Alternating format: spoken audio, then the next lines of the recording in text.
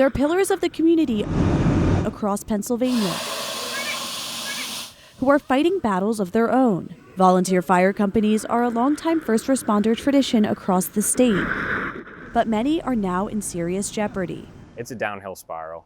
I don't know where it's going to stop or how, but it's not sustainable, the path we're on. The threat is twofold. First, a decline in the number of volunteer firefighters,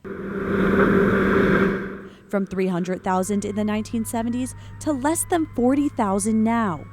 Plus a funding crisis as they try to keep trucks rolling.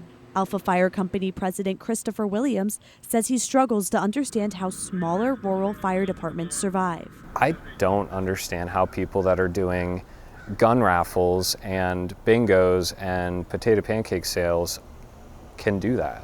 Williams has deep gratitude for the resources Alpha has in State College in comparison to others. Alpha is one of the largest volunteer fire companies on the East Coast, with 3 stations and more than 100 active members.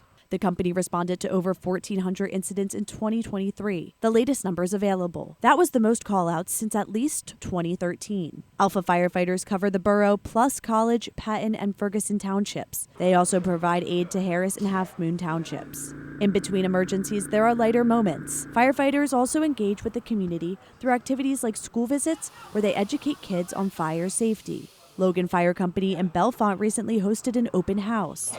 Take a deep breath. You're on air. Chief Bobby Salvanish says events like this are far better than when they meet many residents at a fire or accident scene. We enjoy doing the open house. This is one of the good things that we get to do. Usually when we get to meet people for the first time, it's on their worst day of their lives. In order to be ready for those calls, they need reliable and updated equipment, from trucks to gear. And those costs are rising fast. One example is over the past decade, the cost of fire engines like these have nearly doubled. And those prices are staggering. A new engine can cost $1 million. Turnout gear can be $2,500 per firefighter. And breathing apparatus costs about $6,000 each. That makes fundraising critical, including some unique events.